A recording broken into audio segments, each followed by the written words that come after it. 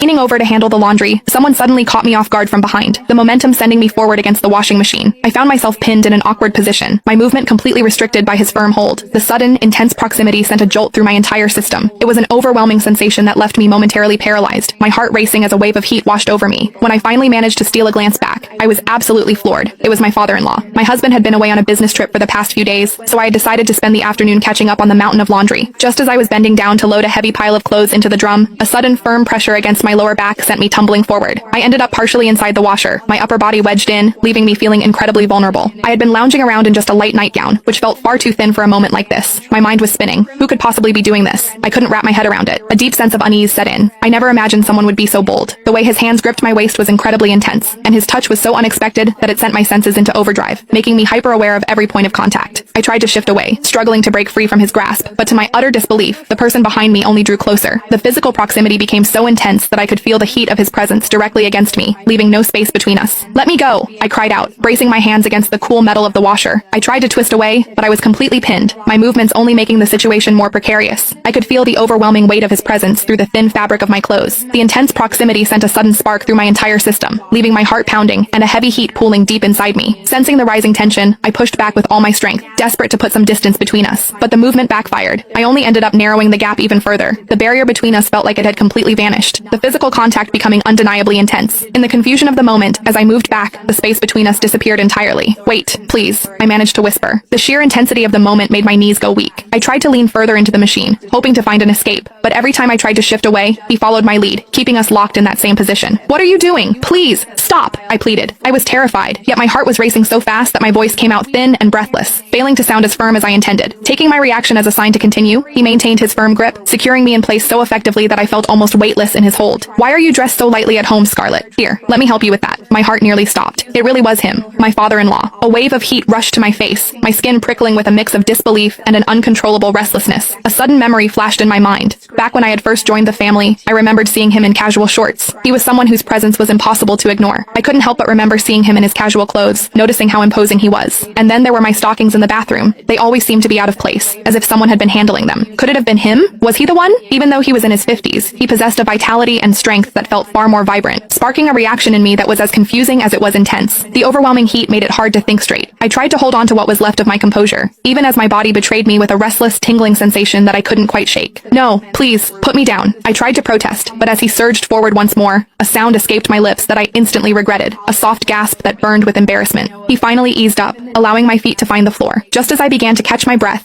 his arms pulled me back in. Instantly,